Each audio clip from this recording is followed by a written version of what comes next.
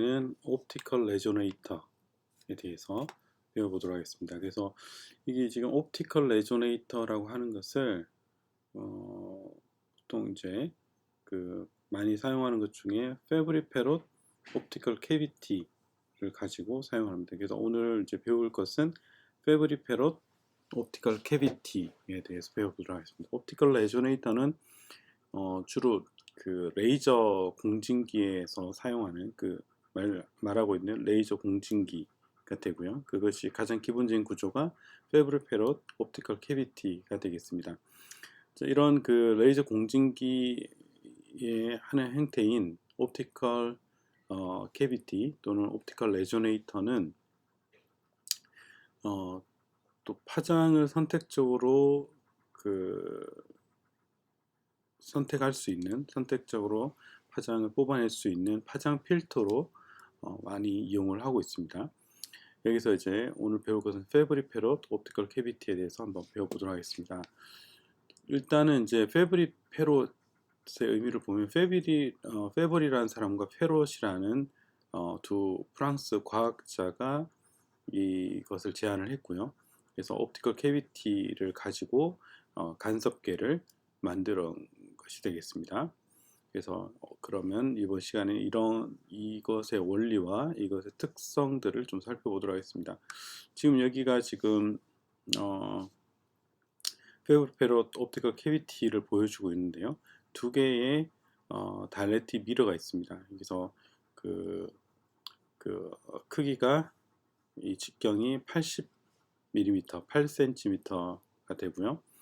두 이제 플레이트가 있고 리플렉터가 있죠. 그래서 우리가 앞에서 배웠던 이제 다일렉트릭 코팅을 한 리플렉터를 두 개를 두고요.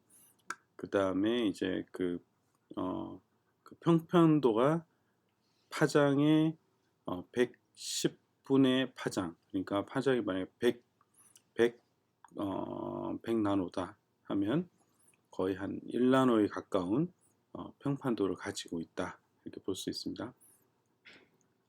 그 다음에 이제 여기 세 개의 축을 가지고 피에조 일렉트릭 트랜듀스라고 해서 이건 거리를 아주 마이크로하게 이렇게 바꿔줄 수 있는 피에조 일렉트릭 트랜듀스를 가지고 이 플레이트를 이렇게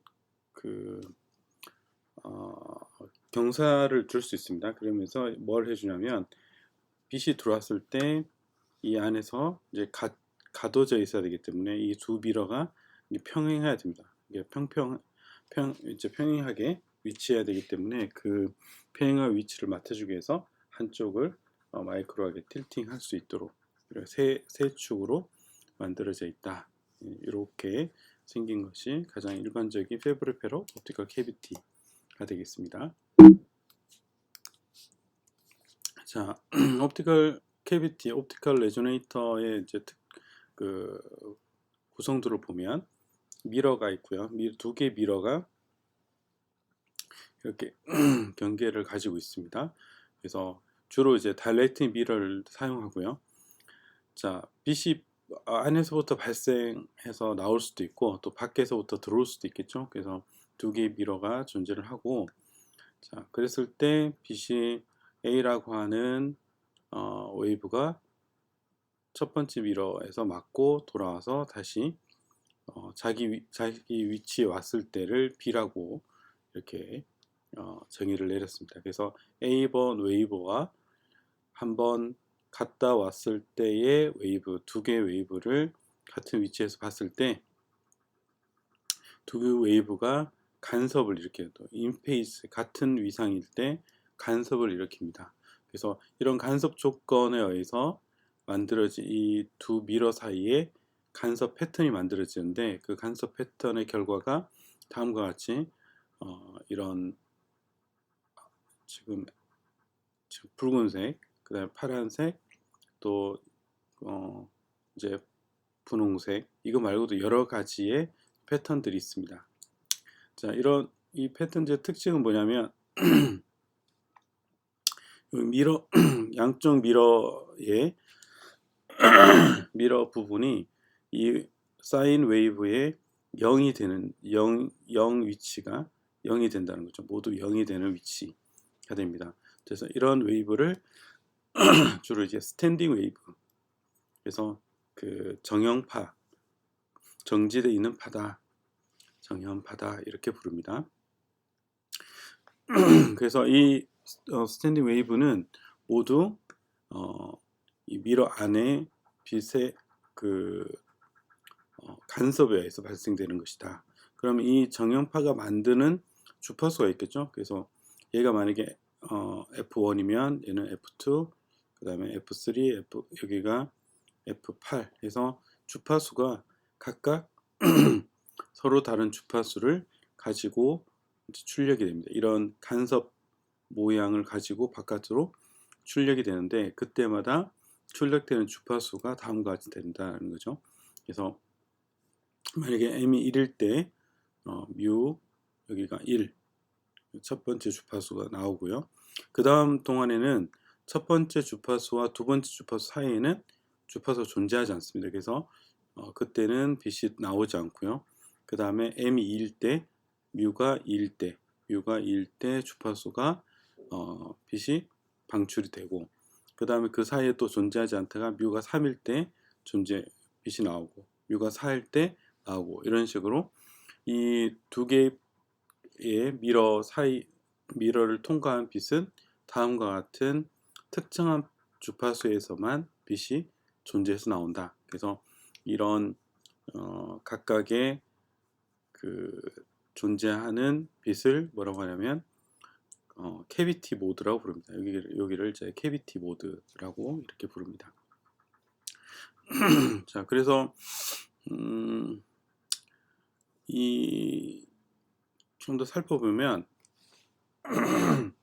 미러의 반사 계수가 만약에 0.4일 때랑 0.8일 때를 두 개를 비교했을 때 0.4일 때는 여기가 그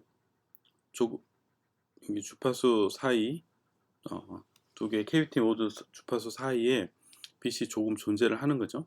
근데 반사율이 커지면 반사 1에 가까워지면 여기가 캐비티 모드 이외에는 빛들이 모두 나오지 않는 그런 특징을 가집니다. 그러면서 이 출력되는 캐비티 모드의 이 스펙트럼이 아주 샤프해지는 이런 모양을 가지는 것을 알 수 있습니다.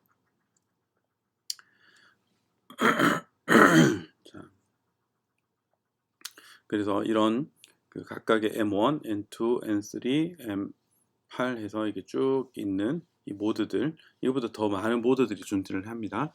그것을 캐비티 모드다 이렇게 부릅니다. 캐비티 모드. 그래서 여기서 그 출력되는 주파수는 이 각각의 캐비티 모드가 가지는 주파수가 되겠습니다. 캐비티 모드의 주파수, 한마디로 간섭 패턴의 이 캐비티 안에서의 간섭 패턴의 간섭 신호의 주파수가 출력이 되는 것이 되겠죠. 자, 그래서 옵티컬 레조네이트 패브리페로 옵티컬 캐비티를 좀 이제 수학적으로 살펴보면, 자, 아까 설명드린 A라고 하는 웨이브와 한번 경로를 이렇게 라운드 트립 하고 난 다음에 B라고 하는 웨이브 사이에 두 개의 웨이브가 있다라고 하면 두 웨이브 A 플러스 B, 그럼 A의 웨이브 플러스 A, 그 다음에 여기서 보면 여기서 첫 번째 반사가 일어나겠죠. 반사 계수 R, 두 번째 반사 계수 R, 그래서 R 제곱, 그 다음 위상 차이는 EX 익스포넨셜의 마이너스 J 2KL 이렇게 됩니다. 여기서 한번 왔다가 또 갔다가, 자, L이라고 하는 것을 두 번 왕복하는 것이 되기 때문에 2L, K는 이 캐비티 안에 전파 상수가 K가 되겠습니다. 그렇게 되고요.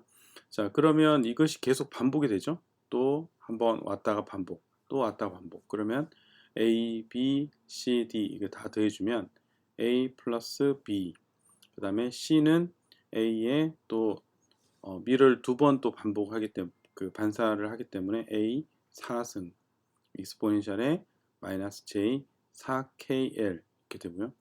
또 한 번 반복했을 때는 A R 6승 익스포넨셜의 마이너스 J 6KL 이런 것이 계속 반복이 됩니다. 자, 그러면 이것이 A라고 하는 것이 이제 공통이기 때문에 A를 뽑아내면 A 가로 1 갖고 보면 자, A를 두고요. 1 플러스 R 제곱 익스포넨셜의 마이너스 J 2KL 이렇게 되고요. 플러스 R 4승 익스포넨셜의 마이너스 J 4KL 이게 반복이 되죠. 이렇게. 자, 여기서 보면 자, 이것이 뭐냐면 우리가 등비수열입니다. 등비수열. 우리 그 수학 시간에 배웠던 등비수열. 그래서 그때 등비가 뭐냐면 R 제곱 2의 마이너스 J 2KL이 되죠. 그래서 그때 등비수열의 합은 1 마이너스 등비 분의 1입니다. 그래서 1 마이너스 등비 분의 A가 여기 있으니까 그대로 A 이렇게. 그래서 그때 이 캐비티 안에서의 전기장이 다음과 같이 나타난다. 이 전기장이 계속적으로 웨이브들이 그 간섭을 여기서 간섭을 일으키기 때문에 이것의 간섭을 일으킨 전기장이 다음과 같은 식으로 나타나게 됩니다. 자, 그러면 이때 캐비티 인텐시티는 이것의 전기장의 뭐였죠? 이 전기장의 절대값 제곱에 비례를 하기 때문에 절대값 제곱을 취해주면 I0 그러니까 초기 여기서 I0라고 하면 분의 1 마이너스 R 제곱 플러스 4R 사인 2L KL 이렇게 나오게 됩니다. 자, 이것은 여러분들이 한번 직접 한번 해보시길 바라고요. 절대값 제곱을 취했을 때 이렇게 나오는 것은 여러분들이 한번 해보시기 바랍니다. 자, 여기서 이제 보시면 R은 R 제곱을 R이라고 놨습니다. 자, 그리고 이제 여기 보시면 사인 KL 제곱이 있는데 여기 KL이 여기 L이 여기 경로차가 여기가 캐비티의 길이가 되겠고요. 그러면 이때 이것이 인텐시티가 가장 컸을 때가 어떻게 하면 이 분모가 가장 작을 때죠. 그때 R은 미러의 반사율이기 때문에 이거 변하지 않고요. 그때 뭐가 바뀌냐면 이 KL이 얼마일 때?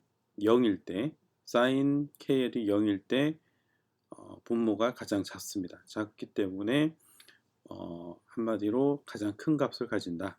그러면 0이 되는 지점이 여기 KL이 0일 때, 또 파일 때, 2파일 때, 3파일 때, 4파일 때. 그래서 KL이 M 파이, M은 정수, 이게 이렇게 정수를 가지는 그때의 맥시멈을 가지는 거죠. 한마디로 그때 보강 간섭을 일으킨다. Constructive Interference 일으킨다. 그래서 그때 L은 바뀌지 않는 값이니까 M에 따라서 뭐가 바뀌냐면 이 K 값이 바뀌죠. 그래서 K, M 인덱스를 붙이고요. L은 M 파이 이렇게 정의를 내릴 수가 있습니다. 이때 보강 간섭을 일으킨다. 그래서 알 수 있고요.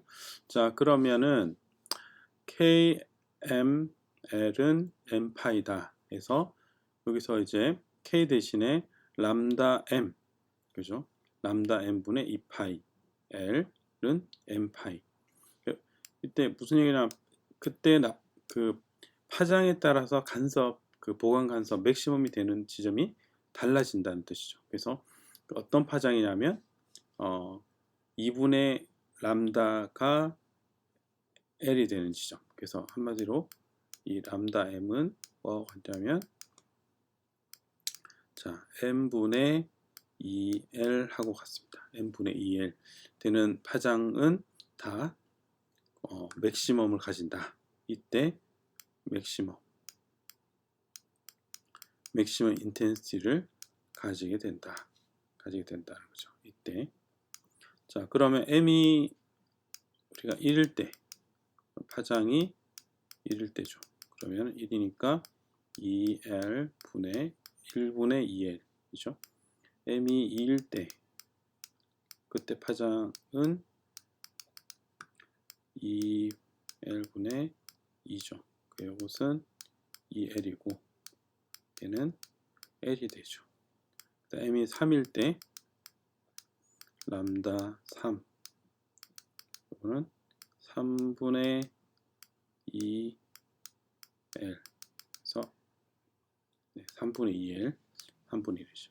이런 식으로 이제 각각의 파장에서 맥시멈이 된다. 맥시멈. 그래서 예를 들어서 얘가 이렇게 진동한다면 얘는 이렇게 진동하고 얘는 이렇게 진동하겠죠. 그래서 각각의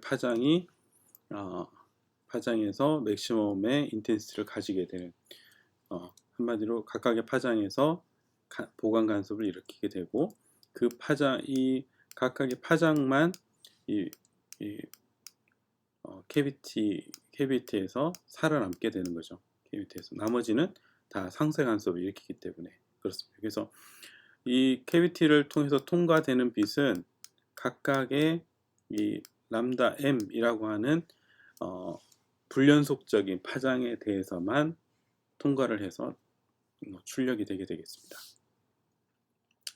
자, 그런데 여기서 보시면 이제 파장 M이 보면 분모에 여기 인덱스가 들어가 있죠.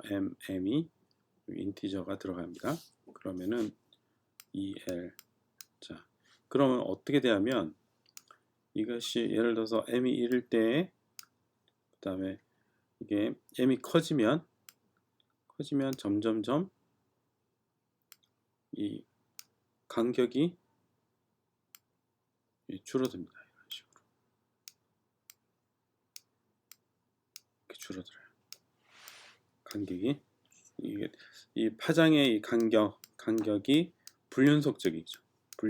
아예 동일하지 않습니다. 이렇게 간격이 줄어드는 이렇게 보이는데 이것을 주파수의 형태로 보면 주파수에서 보면 우리가 광주파수 파장에서 보면 이렇게 되는데 광주파수에서 보면 얘가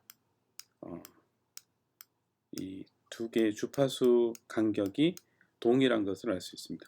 자, 왜냐하면 우리가 광주파수는 뭐하고 같냐면 파장분의 C랑 같죠. 그래서 역수를 취해주면 주파수는 뭐하고 같냐면 2L분의 C 그 다음에 M이 여기 분자에 오게 됩니다. 그래서 그러다 되면 M이 1, 2, 3, 4, 5, 6, 7, 8 해주면 뮤1은 2L분의 C 뮤2는 2L분의 C의 2배 이런 식으로 각각 배수만큼 증가하게 되죠. 그러면서 이 간격은 동일한 주파수 간격이 동일한 주파수 간격이 나타납니다. 그래서 주로 이런 옵티컬 레조네이터 또는 패브릭 패럿 옵티컬 캐비티를 표현할 때는 이렇게 파장으로 표현하지 않고 주파수로 표현하는 이유가 여기 있습니다. 주파수로 표현하는 이유가 여기 있다. 동일한 간격을 가지기 때문에 그렇습니다. 자, 그래서 이제 앞으로 이제 주파수로 표현할 텐데 그때 주파수 μm은 m 2L분의 C 앞에서 살펴봤듯이 이렇게 되고요. 여기서 2L분의 C는 항상 동일하기 때문에 2L분의 C를 μf라고 표현합니다. μf 그래서 μf의 m승이다. 이것을 모드의 프리퀀시다. 여기서 앞에 모드의 빠져 있는 것은 캐비티겠죠. 캐비티 모드의 프리퀀시가 되겠습니다. 주파수다. 자, 여기서 그 뮤 f는 뭐냐면 여기가 뮤 f입니다. 자, 두 개의 모드 이웃하는 모드 프리퀀시 사이의 간격을 뮤 f라고 하고요. 이것을 이름하여 프리스펙트럴 레인지라고 부릅니다. 프리스펙트럴 레인지. 그래서 F 줄여서 SFR. 그래서 이 줄임말을 많이 쓰거든요. SFR. 그래서 프리스펙트럴 레인지. 한마디로 이게 지금 이게 주파수이기 때문에 이걸 이제 스펙트럼이잖아요. 이 스펙트럼이 없는 구간, 이게 프리는 없다라는 뜻이죠. 그래서 스펙트럼이 없는 구간을 프리스펙트럴 레인지라고 불러서 여기가 뮤 F라고 합니다. 그래서 그 뮤 F는 2L분의 C, 한마디로 캐비티 랭스가 결정이 되면 프리스펙트럴 레인지를 결정할 수 있습니다. 자, 그리고 이것을 또 다른 말로는 모드의 세퍼레이션, 모드 간격, 모드에 나눠진 것을 뜻하는 거죠. 두 개의 모드가 얼마만큼 나눠져 있는가를 뜻하게 됩니다. 자, 그리고 그 캐비티 모드에 이 스펙트럴 위스가 있습니다. 이 위스, 이 위스를 폭이죠. 이 스펙트럼 폭을 델타 뮤 M이라고 하고요. 델타 뮤 M. 그래서 델타 뮤 M은 어떻게 되냐면 F분의 뮤 F가 됩니다. F분의 뮤 F. 그래서 여기 F는 대문자 F는 이렇게 정의를 내릴 수 있고요. 이퀄 1 마이너스 R 반사율 분의 파이 R 2분의 루트 R이죠. 파이 루트 R 이렇게 표현할 수 있고요. 여기서 F를 뭐라고 하냐면 피네스라고 부릅니다. 피네스.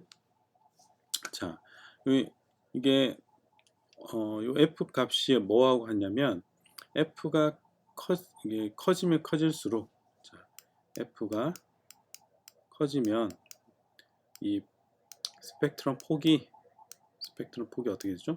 줄어듭니다. 더 샤프해지는 거죠. F가 커지면 더 샤프하게, 원래 이제 F가 작을 때는 이렇게 펑퍼짐했는데 F가 커지면 더 샤프해지는.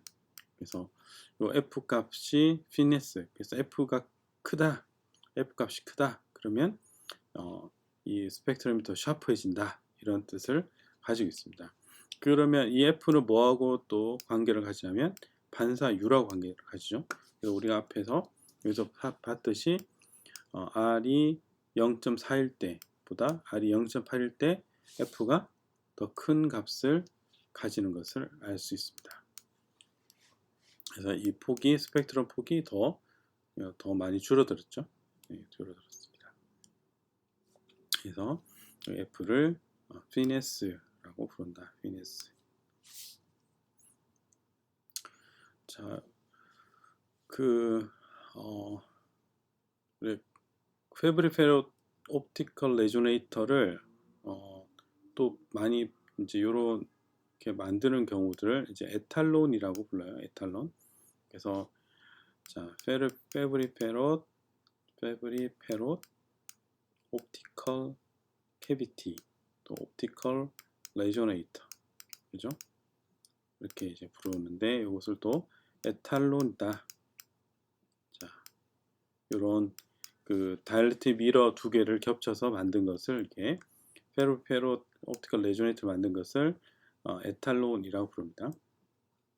여기는 이제 10GHz의 스페이스를 가지는 이런 에탈론, 그러니까 10GHz의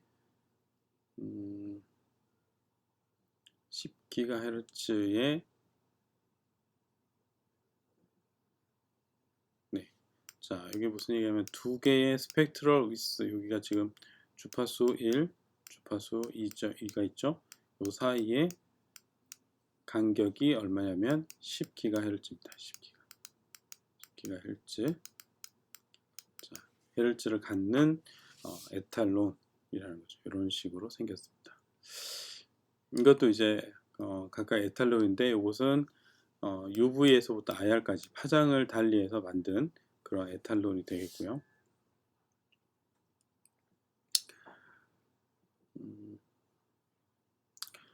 그리고 한 가지 더 이제 알려드리면 이제 그 퀄리티 팩터 Q라고 하는 게 있습니다. Q 팩터라고 그러는데 주로 그냥 Q 팩터라고 불러요. Q 팩터.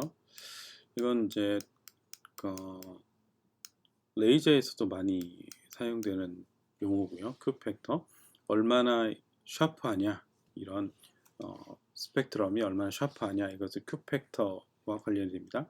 그래서 Q 팩터는 스펙트럴 위스 분의 옵티컬 프리퀀시가 되고요. 그래서 스펙트럴 위스 분의 옵티컬 프리퀀시, 이렇게 두 개를 해주면 뭐하고 같냐면 피네스하고 같다. 피네스와 같다. 앞에서 살펴봤던 피네스. 그래서 결과적으로 Q 팩터는 뭐에 대한 함수다? 반사율, 미러의 반사율의 함수다. 반사율에 의해서 결정이 된다. 것이 되겠습니다. 그래서 여러분들이 한번 이런 거 그려보면 좋을 것 같아요. F가 R에 대해서, 자, F가 어떻게 되는가? F가 어떻게 되는가? 또 R에 대해서, 반사율에 대해서 이것이 델타 뮤 M이 어떻게 되는가? 자, 여기서 R이 0.6보다 커야 되니까 여기가 0.6부터 뭐 0.99까지 100을 하면은 미러가 100이니까 밖으로 안 나오겠죠. 그래서 0.6, 여기도 0.9까지, 여기도 0.9까지를 놓고 그래프가 어떻게 되는지, 여기도 어떻게 되는지 한번 살펴보면 좋을 것 같습니다. 그래프를 한번 그려보면 좋을 것 같습니다. 자, 이렇게 됐고요. 자, 그리고 옵티컬 레조네이터는 뭐로 사용된다? 옵티컬 필터로 사용이 된다. 그죠? 옵티컬 필터. 그러면은 이제 필터면 두 개의 이게 에탈론, 두 개의 에탈론에서 필터로 쓰니까 외부에서 빛이 들어와야 되겠죠? 인시던트. 자, 들어옵니다. 외부 빛이 들어오고 이게 필터니까 이 필터를 지나서 빛이 나와야 되겠죠. 그래서 우리가 앞에서 살펴봤던 I 캐비티 같은 경우는 이 캐비티 내에서의 빛의 세기를 계산을 했습니다. 앞에서. 그런데 지금 이제 필터를 쓴다 그런 것은 인풋 이제 빛이 들어온 것이 다시 나가는 것까지 고려를 해줘야 되겠죠. 그래서 인풋 라이트가 있고요. 여기서 이제 반사 계수가 R이라고 하면 투과 계수는 얼마일까요? 투과 계수 T는 1-R이 되겠죠. 그리고 여기서도 투과 계수가 1-R이 됩니다. 그러면 이 캐비티 내에서의 여기가 I 인시던트, 여기 I 인시던트, I 인이 있으면 여기를 딱 투과했을 때 여기 얼마죠? 투과했을 때 I 제로는 I 인시던트의 1-R이 됩니다. 자, 이 상태로 이제 여기 I0가 이거니까 왔다 갔다 하는 동안 그 캐비티, 이 캐비티 내에서는 어떻게 하면 I 캐비티가 1-R 제곱 4R 사인 제곱 KL 이렇게 되고요. 그 다음에 여기가 I in이죠. in 1-R 입니다. 자, 그런 다음에 얘가 밖으로 다시 투과, 이 반대쪽 위에서 투과가 되겠죠. 그러면 1-R이 한 번 더 곱해지니까 이것이 만약에 아웃이 되면, 자, 아웃이 되면 얘가 제곱을 해주면 됩니다. 그래서 이 필터를 지나고 난 다음에는 1-R 제곱이 되는 거죠. 제곱. 그래서 얘가 필터의 그러니까 이게 투과된 빛의 이런 스펙트럼을 얻게 된다. 스펙트럼을 이루는 값입니다. 그래서 이것도 한번 플러스를 그림을 매트랩으로나 이런 걸로 그림을 그려서 확인을 해보면 좋겠죠. 이렇게 되는가, 이런 스펙트럼이 나오는가 확인을 해보면 좋겠습니다. 자, 이것도 이제 PGT가 되고, 그 PGT를 이용한 페르페로 에탈론이 되어 있고요. 그래서 여기 세 축, X축, Y축 세 축을 이렇게 전기를 통해서 축을 조절을 해줄 수 있고, 여기 빛을 이제 투과를 이렇게 입력을 하고, 또 반대쪽에서 이제 출력을 받는 이런 형태로 이루어지게 되겠습니다. 얘도 이제 페브리페로 인터페로메터 형태고요. 그래서 안에도 이제 마찬가지로 미러가 있는데, 여기는 이제 그 이렇게 볼록 이제 오목 렌즈, 오목 거울이 이렇게 두 개가 이렇게 있습니다. 그래서 두 개에서 빛이 이런 식으로 왔다 갔다 하면서 밖으로 빛이 나오게 되는 거고요. 자, 이거 같은 경우는 이제 보면은 프리스펙트럴 레인지가 1.5기가입니다. 1.5기가의 프리스펙트럴 레인지가 되고요. 프리스펙트럴 레인지가 되고, 그러면 두 개의 폭이 1.5기가 만큼 두 모두가 떨어져 있다. 그런데 이 스펙트럴 위스, 이 위스가 얼마냐면 이게 얼마죠? 7.5 메가 헬츠다. 이거죠. 자, 뮤 m이 얼마였냐면 2L분의 C m이었죠. 자, 그래서 여기가 이제 뮤 1이라고 하면 뮤 1은 2L분의 C가 됩니다. 그러면 여기서 이제 그 정기적으로 미러의 위치를 바꿀 수 있다. 미러의 위치가 바뀐다. 그럼 뭐가 바뀌냐면 L이 바뀌죠. 그래서 L이 바뀌면 주파수가 바뀝니다. 그러니까 여기서 출력된 주파수가 바뀌는데 어디까지 바꿔줄 수 있냐면 1.5기가까지 왔다 갔다 하면서 바꿔줄 수 있게 출력되는 주파수를 바꿔줄 수 있게 되는 것이 되겠죠. 근데 그때 이 주파수의 분해능은 얼마냐면 7.5메가. 자, 7.5메가 하나. 그다음 움직일 수 있는 주파수의 최소가 얼마냐면 7.5메가. 7.5메가헤르츠보다는 크게 바꿔줘야지 분해를 할 수 있다. 한마디로 감지를 할 수 있게 되는 그런 페르페로 에탈론 인터페로메터가 되겠습니다. 자, 그래서 이런 그 페르페로 에탈론 같은 경우는 이제 예를 들어서 인풋되는 빛이 이렇게 있으면 이 빛을 스캔해주는, 자, 우리가 그 입사되는 빛의 스펙트럼, 소스의 스펙트럼이 다음과 같다. 파장에 대해서. 그러면 얘를 예를 들어서 여기가 지금 이렇게 있으면 얘를 전기를 공급해줘서 이 픽을 쭉 이동을 하겠죠. 이동하면서 각각의 픽의 세기를 측정을 합니다. 측정을 하면 뭘 측정해 줄 수 있냐면 이미 어떤 소스 그 광원의 스펙트럼을 이렇게 스캔해주는 스펙트로메터로 사용을 할 수 있는 스펙트로메터의 어떤 필터, 주로 우리가 이미 어떤 광원이 있으면 이 광원의 파장을 알고 싶잖아요. 파장을 알고 싶으면 여기를 이제 필터를 통과시킵니다. 아주 파장 필터를 통과시켜요. 특정한 파장만 통과가 되게. 근데 이 파장이 가변이 되게 합니다. 가변. 예를 들어서 람다 1부터 람다 2까지 여기서 이만큼 필터가 이동을 할 수 있어요. 그러면은 어떻게 되냐면 각각의 파장이 이동하면서 파워를 측정하는 거죠.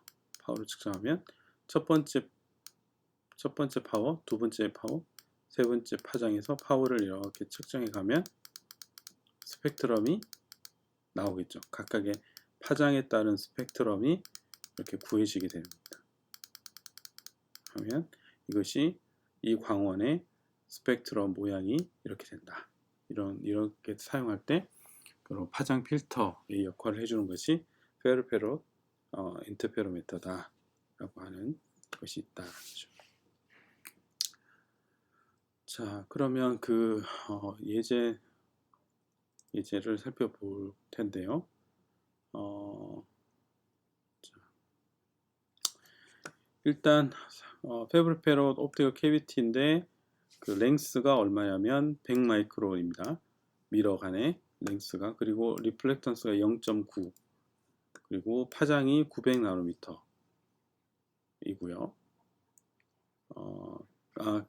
900 나노미터 가장 가까운 캐비티 모드를 구하라고 하는 거네요. 캐비티 모드를 구해라. 그리고 스펙트럴 세퍼레이션 오브 모드, 네, 프리스펙트럴 레인지죠. 그다음 피니스, 스펙트럴 위스, 델타 뮤 M, 그리고 Q 팩터 이렇게 구해보라는 거죠. 자, M이 람다 분의 2L일 때, 파장분의 2L일 때 얼마가 되냐면 M이 222.2가 됩니다. 그러면 222일 때 가장 900하고 가장 가까운 게 되고요. 람다 M은 222분의 2L에서 얼마냐면 900.9 나노미터 파장이 가장 가까운 900하고 가장 가까운 이 캐비티 모드의 파장이 됩니다. 그래서 그 다음에 이때 프리퀀시가 얼마가 되냐면 900.9 곱하기 10의 마이너스 9승으로 빛의 속도를 나눠주면 그때 주파수는 3.33 곱하기 10의 14승 헤르츠가 이렇게 나오게 되는 거죠. 광주파수가. 자, 그리고 그때 프리스펙트럴 레인지는 2L분의 C니까 얼마냐면 L이 100 마이크로, 100 마이크로니까 100 마이크로를 넣어주면 1.5 곱하기 10의 12승. 요게 스펙트럴 레인지가 되겠습니다. 스펙트럴 레인지. 네, 스펙트럴 레인지. 프리 스펙트럴 레인지가 그렇다. 그런 거죠. 그때 피네스가 피네스를 구하면 1-0.9분의 파이 루트 0.9는 29.8이 되고요. 29.8. 그리고 델타 뮤 M은 29.8분의 1.5 곱하기 10의 12승 해주니까 얼마냐면 이게 펄스 이 웨이브 스펙트럴 위스죠. 스펙트럴 위스는 50.3 기가헤르츠가 된다. 자, 이것이 이제 파장으로 보면 이게 주파수의 스펙트럴 레인지가 델타 뮤 M이 50.3 기가헤르츠라 그러면 파장으로 보면 어떻게 되냐? 파장으로 보면 그때 주파수 제곱분의 C의 델타 뮤 M을 곱해주면 파장이 나옵니다. 그래서 주파수가 3.33 곱하기 10의 14승의 제곱분의 3 곱하기 10의 8승은 그 다음에 5.03 곱하기 10의 10승은 얼마냐면 계산해주면 0.136 나노미터. 그때 파장으로 봐서는 파장 델타 람다 M은 0.1336 나노미터가 됩니다. 136 나노미터. 자, 그리고 이제 Q 팩터는 이제 Q는 MF였잖아요. M이 얼마였냐면 222가 되고요. 그리고 Q는 이제 F는 29.8이 되니까 그때 Q 팩터는 6.6 곱하기 10의 3승이 됩니다. Q 팩터는 6.6 곱하기 10의 3승이 된다. 그죠?